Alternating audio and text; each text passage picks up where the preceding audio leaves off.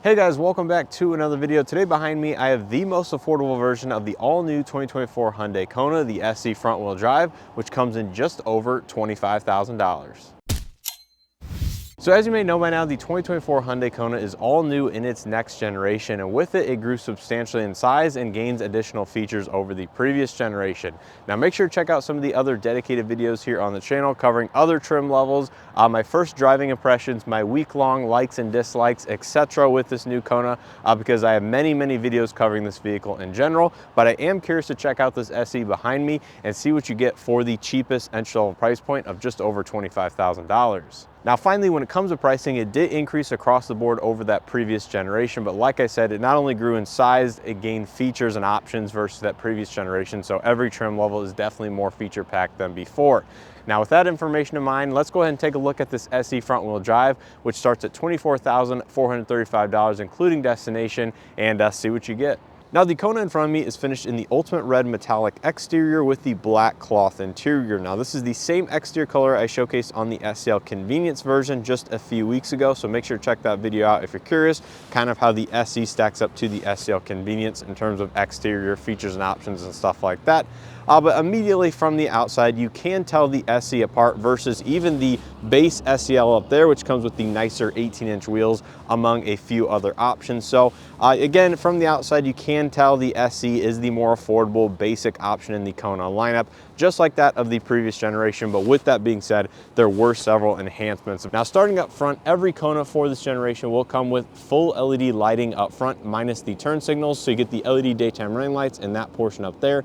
LED projector headlights are standard for both the low and high beam, and then of course your incandescent turn signals are at the very bottom of that housing. You still get the nice gray accent trim triangles on either side of the front grille, as well as the active grille shutters, which help enhance aerodynamics and cooling by opening and closing the grille as needed. Now, like I mentioned in my other Kona videos, the only trim that does get the new Horizon LED daytime running light is the top limited. All of them get the split daytime running lights as seen here as standard equipment. And then of course you do get the new stainless steel flat Hyundai logo, which looks fantastic and I believe is a huge upgrade over this previous chrome version. Now coming along the side of the Kona SE, you will get the standard matte black plastic textured trim on the outside that runs across the fenders, the lower door garnish, and of course out back to the rear bumper as well. The top limited gets the nicer gray accent, which is a little bit more flat, has a little bit of additional sheen to it, and then the end line has the body colored accents, which match the paint to the vehicle. So personally, I really like the end line with the body color cladding, but this is going to be found on most of the majority of the Kona lineup.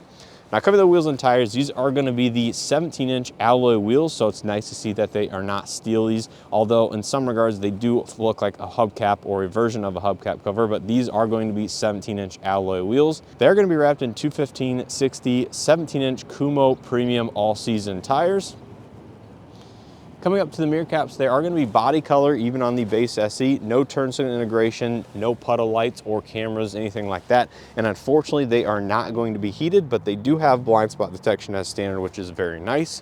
Even here with the Kona SE, you do get the regular proximity entry, so no Hyundai digital key, but you still get the proximity key fob with built-in remote start. And here on the side, you can see you do not get the tinted rear privacy glass either on the SE, much like that of the previous generation. And absent is also the roof rail compatibility, so you cannot put a roof rack or any of the cross rail accessories up here, as the roof rails are not found on this particular trim. And you still get the gloss black shark fin antenna up top for the Sirius XM and some of the other data services for this vehicle. Now coming out back, you will find more partial LED lighting, including the Horizon LED running light out back, which spans across the entire width of the rear end. I believe this trim also does get the LED tail lamps up top, but the reverse lights and incandescent turn signals are going to be found below that in the lower housing. And then there is the back of the rear bumper, which is entirely that matte black plastic trim. Now coming to the Kona badge, this is going to be the flat stainless steel design, rear backup camera, everything like that is still going to be the same out back. But you can really tell here from the outside the absence of the rear tinted glass in the back section of the vehicle, which is good for not only privacy concerns, but also rejecting some of the heat if you live in a southern state or just even here in the Midwest in the summer months. But overall, that's going to be a quick look at the exterior of the base SE. Let's go ahead and take a quick look at the window sticker so you guys know exactly how this one's equipped, and then we'll jump onto the inside. So looking at the window sticker, the SE comes pretty much in one configuration as seen here, no additional options or packages. It does have a lot of nice standard equipment, like I mentioned, including the LED projector headlights, automatic high beam assist, automatic headlights, full USB-C charging and data ports on the inside, and of course the 12.3-inch display audio with wireless Android Auto and Apple CarPlay. And you also do get BlueLink Plus functionality, which is free for the lifetime of the first owner, standard across every single Kona. Now this one does have a few additional accessories on it, which brings the total MSRP to $25,890, including destination. Now take a look on the interior. Like I mentioned, this one has the black cloth interior, but I believe a gray is going to be available as well. Starting out here on the door panel, this is going to be the more basic door card design found on the Kona trims versus that of the N-Line and the Limited, which do get a few more soft touch materials near the armrest. So the entire door card is going to be the textured hard touch plastics, but you do get power windows, mirrors, and locks with automatic driver's side window. Good amount of lower door storage with a bottle holder, and every Kona is going to come with at least a 6-speaker audio system, but the N-Line and the Limited do get the 8-speaker Bose, which is a nice upgrade. Coming to the driver's seat, this is going to be a 6-way manual driver's seat, so it does have height adjustment, and there's going to be the standard black cloth with just a little bit of accent stitching on the outside, but no real contrast there. And of course, there is the black accented dashboard. So here in the interior of the Kona SE, this is going to be very similar in design versus that of the other Konas in the lineup, obviously just missing a few additional options and features given the more entry-level price point. Now in front of the driver, you're going to find a fully digital and partially configurable gauge cluster that is controlled here on the left side of the steering wheel. So in the center, you have a 4.2-inch display, and on the left and right-hand side, you have fixed speedometer and tachometer respectively. In that center display, you have your gear shift selection, trip information, MPG, speed limit icon, exterior temperature, as well as your odometer. Cycling to the next page, you have some of your safety systems, and then finally you have your individual TPMS readouts. And if you do equip an all-wheel drive Kona, this will be also the display where you see the individual power icons of which wheels are getting power from the powertrain. Now coming back to the steering wheel, this is going to be a urethane wrap steering wheel. Leather wrap really isn't expected in the entry level trim levels, and it does have the same overall design with the little bump outs here on the left and right hand side, silver accents, and of course the satin logo here in the middle with the 4 dots, which represents Hyundai. Now on the left side, you have your regular cruise control. Smart cruise control is not standard, but you do get the lane follow assist, lane keeping assist, and some of the other driver assistance technologies. On the right side, you have your audio multimedia controls for that nice 12.3-inch display audio. Automatic headlights with auto high beam assist, regular wiper stock. To the left of the steering wheel, you have your gauge dimming, traction control off, your engine stop and go off button, hill descent control, as well as your electronic parking brake. And speaking of the idle stop and go or engine stop and go, this is actually not found in most of the other trim levels of the Kona. I believe the SE might be the only one where you find it, and you do have to turn that on and off. Every time you do restart the vehicle, there's that little icon on the dashboard, which will disappear when the system is off, and it will be illuminated right there. Above that, you have a nice cloth section to the left of the digital cluster. Mostly hard touch plastics across the dashboard. And coming over here to the infotainment system, this is going to be a 12.3-inch display audio with several nice features, including wireless Android Auto, wireless Apple CarPlay, Sirius XM, AM, FM, USB, Bluetooth inputs as well. You can see valet mode, vehicle diagnostics. This supports BlueLink Plus as well as over-the-air vehicle software updates. And really, this is a very nice feature and system to find on a very entry-level standard price point vehicle. Now below that, you actually have the nice silver accent trim that I've showcased in some of my other videos. I think this material is very nice and very premium looking. All hard touch buttons here for the infotainment, including a volume and tune knob, single zone manual climate control, USB-C data and charge only ports down below that. You can toggle this one between data and charge only. There's your 12-volt outlet, good amount of additional storage. This is the more traditional gear shift selection versus the shift by wire system found on the SEL Convenience and Hire, which is here on the column. Drive mode select, it does have normal and sport drive modes. If you do equip an all-wheel drive Kona, that also adds a snow mode. Automatic vehicle hold, there is your backup camera, which you can pull up here on the infotainment system at any time. Now with this center console layout, you will get the more fixed in place cup holder design, so it's kind of in the S orientation. All Konas will get the center console that is open to those cup holders, however, so there's no divider here. but you do have the removable storage tray, soft touch padded armrest.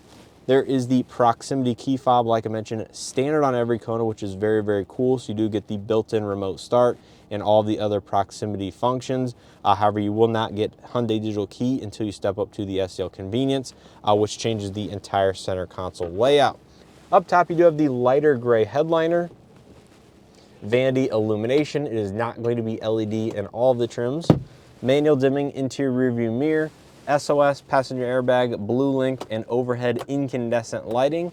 And that is pretty much it, as no sunroof is found on the Kona until you get to the N line as well as the Limited. So overall, a pretty feature-packed front seat here in the base model Kona. Let's go ahead and take a quick look out back and see what you get there.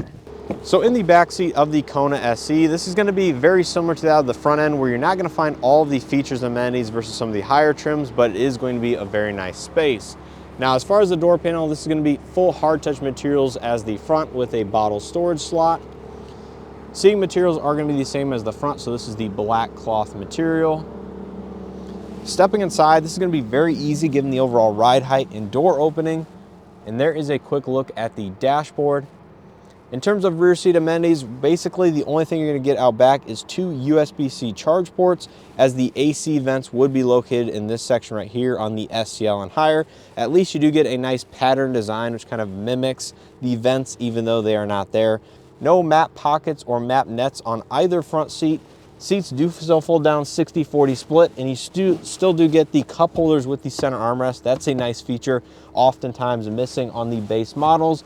And I believe the seats still do recline in a one position fashion right there. As you can see, tilts back just a few additional degrees, not a ton, but enough to get comfortable on those longer road trips. And I will say this cloth material is much nicer than some of the other base model materials I've felt in not only Hyundai vehicles, but other manufacturers as well.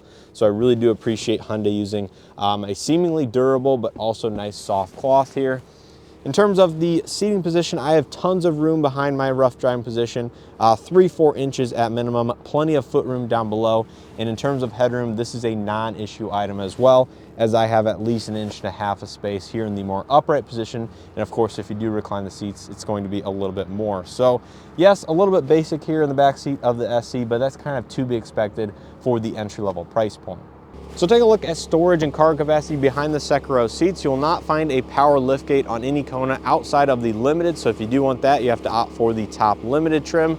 Behind the second row, you find a good amount of storage and cargo capacity given the new overall dimensions and platform. To the left, you're going to find an incandescent light with a little storage baggage hook and a little bit of a cutout there. On the right side, much of the same without the light. Every Kona is going to come standard with the dual level load floor, so you can move this down just a few additional inches and gain additional room above it. There's your temporary spare tire. This is not standard on every trim level, including some of the front wheel drive N line and Limited, so just keep that in mind and make sure to double check depending on the trim that you're looking for, because this is only standard on certain versions. But you do have some additional accessories in this one, including the cargo mat. And if you're looking for that privacy cargo cover that snaps in these hooks right there, that is going to be found, I believe, on the SEL and higher. It is not found here on the base SE, but that can be added after the fact, because all the provisions are in place to add it, including the mounting location behind that seat there. So just note that's not found in this one, but overall, that is going to be a good amount of cargo and storage capacity. Now, wrapping this video up here on the passenger front seat, you will find one key difference here versus the SEL, and that is going to be the 4-way manual seat, so no height adjustment. If you do want that, you will have to opt for that SEL trim. And there's a better look at the dashboard. Nice storage cubby there, soft close, and there is the LED illumination inside, which is a very nice standard feature for a vehicle in this price point. So overall, that's a quick look at the SE Kona. Let's go ahead and pop the hood, see what powers this particular vehicle, and then go ahead and wrap up this video. So under the hood of the Kona SE, you're going to find the 2-liter naturally aspirated 4-cylinder engine paired to an IVT or CVT type transmission. This puts out 147 horsepower and 132 pound-feet of torque used to the front wheels only, or all 4 wheels if you do option all-wheel drive.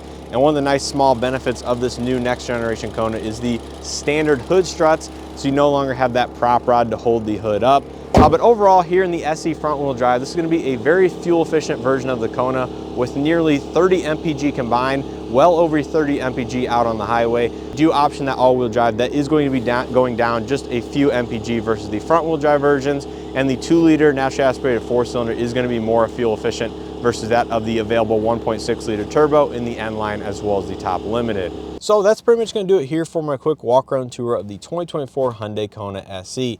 Hopefully you guys enjoyed it and or found something helpful. If you did, make sure to hit that like button below. It greatly helps out the channel, these videos. Subscribe if you haven't already, and make sure to check out additional Hyundai Kona content here on the channel, both from the 2023 and 2024 model year across nearly every single trim level at this point.